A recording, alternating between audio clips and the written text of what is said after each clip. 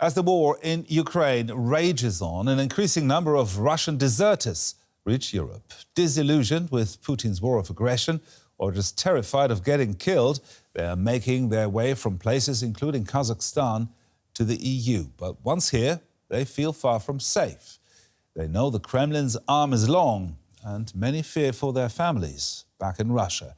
DW's Natalia Smolenceva met some of them in France. The first thing I felt was freedom. When I arrived here, I could finally breathe. Alexander is beginning a new life in France. He arrived here after fleeing Russia's army. It was one of the hardest decisions of his life. Desertion is considered betrayal, but in this case, it's the only right choice. A criminal case will be opened against you, your house will be searched, your mother questioned, you are unlikely to come back to Russia in the nearest future. But it's much better than being killed or to kill. Alexander was a liaison officer in the Russian army and was not directly involved in combat. Disillusioned with the army, he tried to quit several times in 2021. He was deployed for one final military exercise in February 2022. On February 4th, we arrived in Crimea for military exercises, and on the 24th, Russia invaded Ukraine, and my brigade, including me, took part in this invasion. Half a year later, he managed to leave the front line and flee. Without a passport, he ran to Kazakhstan, with his wife, Irina, alongside him. When we left, it was very scary. You run away and realize that your future is uncertain and that they will search for you. But I didn't think twice about following him. I couldn't leave him alone.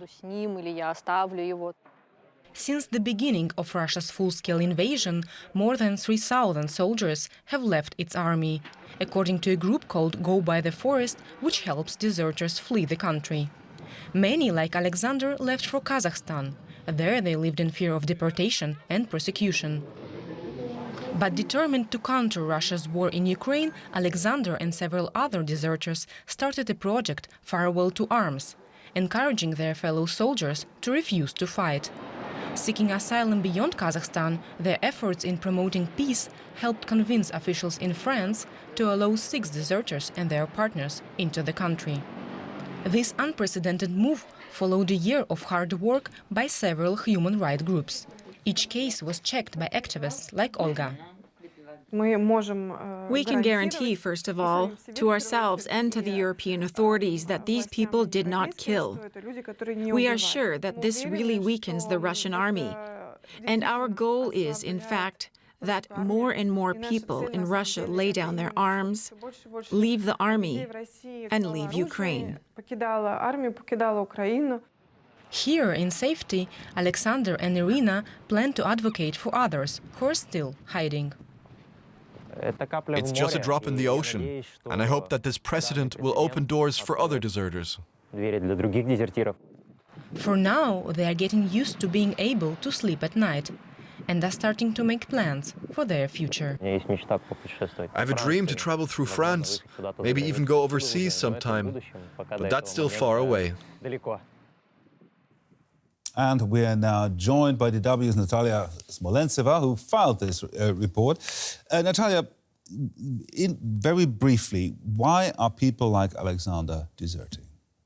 Well, everyone has their own reasons for deserting the army. Some, like him, found themselves in the situation they did not sign up for. They did not want to, invade a foreign country. Alexander, in fact, says that if somebody would invade Russia, I would stand and defend my country, but I'm not part of this war.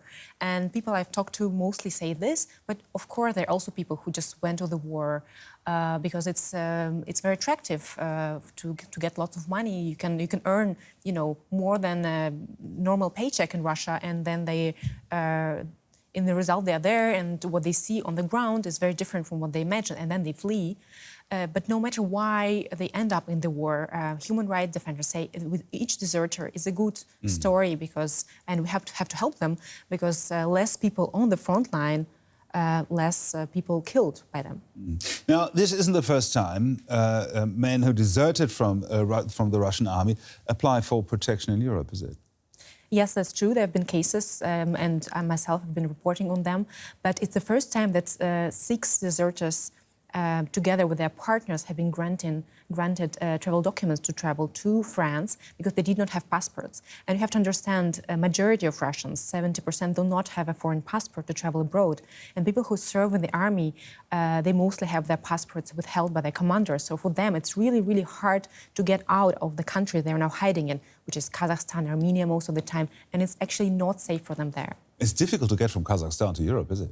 Yeah, you don't have a direct way, and also just flying without a passport, without travel documents is hard. And also authorities in those countries, sometimes they cooperate with Russian authorities, and we have already seen the cases of people being sent back to Russia and now serving a sentence for desertion. Now, deserting, how dangerous is this for the deserters and their families, and also their families back in Russia? Well, deserting from the front line, as Alexander actually told me, it's practically impossible because you can either be shot or being sentenced directly. So they're waiting until they're sent back to Russia and then find a way to cross the border with Kazakhstan or Armenia, or maybe somewhere else where they're hiding in Russia. And this is extremely dangerous because if they get caught, there'll be trial and they'll be sentenced to up to 15 years behind the bars. About their families are being pressured as well. Most of them also broke contact with their families because families sometimes they support the aggression in Ukraine, they don't understand. And in Russia still this deserting is seen as something really bad, as something really not to be proud of. And even when here in Europe, Alexander is also afraid, that's why he did not give his last name or his whereabouts, and other deserters, in fact, in France, they refuse to talk to the media for the fear of persecution also here. Very briefly, how are they received here? Well, again, depends case by case, but Alexander told me he did not encounter any negativity towards his case. But of course, they're concerned that among those people who escape to Europe, what are their background? They're military men in the end of the day. So human rights defenders are checking each case to actually prove that these people are not only deserting the army, but also are of anti-war thoughts, that are checking the integrity of their story. And they are, as we've seen in the report, pretty sure that these men who have been granted asylum in France are safe. DW's Natalia Smolenceva, thank you very much for your reporting.